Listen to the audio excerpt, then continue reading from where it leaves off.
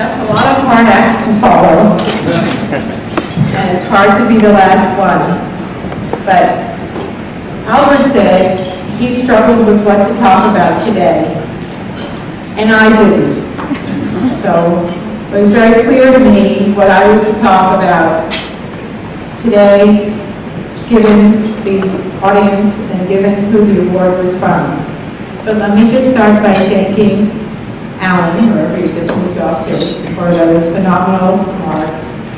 So heartfelt, and for your friendship, Susan's friendship over all these years. And to so many friends in this room, I want you to know I've made all these friends by practicing law.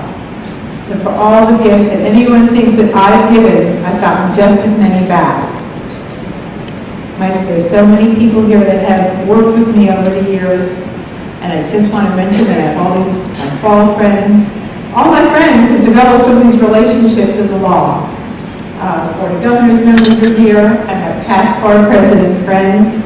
I thank you all for sharing this day with me and for being part of my life and giving me the inspiration and friendship to do everything that we do every day. It means the world to me. To my law firm, I have to acknowledge my law firm, Carlton Fields. They support me in everything I do, and this is a firm that truly lives by the principles that the ADL supports every single day. So we've got 3 tables right here, and I can't thank you enough for everything you do for me. Albert, congratulations. You're modest. Your remarks were great. You deserve everything you got. You have a wonderful, distinguished career. And aside from that, as Alan said, I have 2 wonderful children that I've been blessed with. One of them, Daniel, and his wife and the new baby Max live in Hong Kong, and they're not here. But the other one is here. And that's my daughter, Jackie, my son-in-law, Brad, and their daughter, the word I never used, my granddaughter, Leah, but who is the love of my life, and she's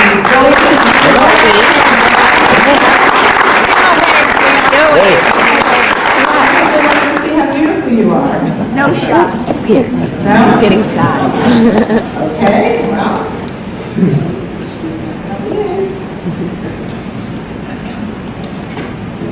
So, more seriously. Oh, wait. Something else? To the ADL, to Andy, to Lawrence, who put this lunch together. It's phenomenal.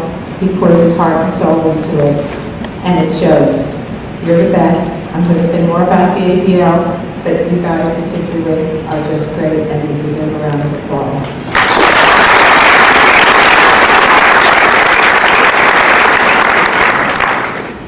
So, I'm overwhelmed and I'm humbled to receive this award because I feel that my own accomplishments just pale in comparison to the men and women who have received it before me. And because it's from the ADL.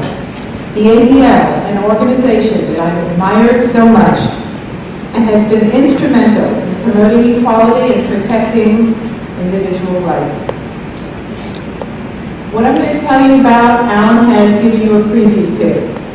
And the fact is, this award is particularly meaningful to me because I've experienced firsthand the destructive consequences that hate has on the human mind and spirit. When I became president of the Florida Bar, I had the unforgettable experience of introducing 2 immigrants, Jews who came to America from Riga, Latvia, as Alan said. Crossing the Atlantic Ocean, they were on the last boat before this country shamefully shut the doors. To get to that boat, this couple had to travel through Nazi Germany with false papers,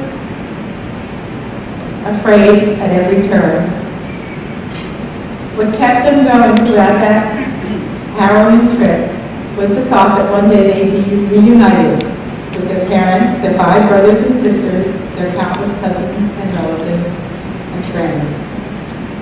But that day never came because all their relatives, all of them, each and every one, were murdered by the Nazis simply because they had been born Jewish. as you now know, that immigrant couple was my parents, Maura and Abrasha Ewing, as they were known in Riga, renamed by the officials when they got to the United States, Judy and Arthur. 3 years ago, ironically, they died in a car accident. During their lives, they watched their daughter become a doctor, their son become a doctor, and their daughter become a lawyer. And surely that made them proud. But the tragedy of their past always overwhelmed their present and made it impossible for them to enjoy fully their lives.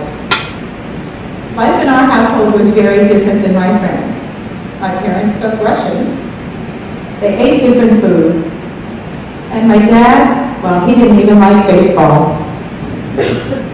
Our family consisted of only 4 people. We had no grandparents to dote over us like I do with Mia, no aunts, uncles, or cousins to spend holidays with. My parents cobbled together this small group of other Latvian survivors who became a surrogate family of sorts. Many of them had tattoos, numbers, tattoos still on their wrists, a stark reminder of their days in concentration camps. For my parents, fear was never far away. Fear of loss, fear of reprisals against Jews, fear of government. Conversations in our household were steeped in stories of loved ones lost and the loss of their native land. My parents told me about countless friends killed after the Nazis bolted the door shut of a synagogue and set it on fire. They told me about the execution of most of the remaining Jews in Riga, who were marched out to the Riga forest, shot, and left in mass graves. My mother's 11-year-old sister, Gabriella, was one of those. So was her mother, Ida, a dentist. The stories went on and on. In stark contrast, my parents spoke wistfully about their life in Riga, a life they claimed to be sophisticated, cultured, and vibrant, a life which included piano and ballet lessons, a university education, and days spent with family and friends, wandering through Riga's lush green forests and wide beaches. Beaches which my mother always said had sands like sugar. Of course, I didn't really believe them. I thought their glowing description of the life they lost was little more than a romantic distortion of their wounded spirits. As a young girl growing up in New York, I resisted and at times even resented my parents' repeated dark stories. They were really just too much for a child to absorb. So when I finally left home, I was relieved that the days of listening to my parents' tragic past were finally over. It took me until this decade, which is quite a number of years, to finally revisit my family's history. In 2004, my mom gave me this article about Riga, but in true style, I put it aside. When I finally picked it up and read it, something changed.